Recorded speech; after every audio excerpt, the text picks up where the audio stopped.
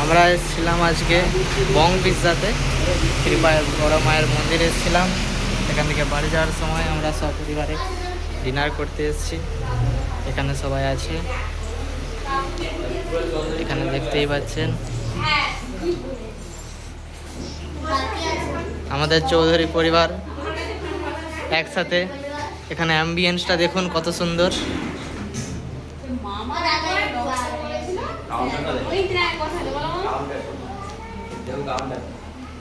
এই যে আমাদের দাদা যাচ্ছে।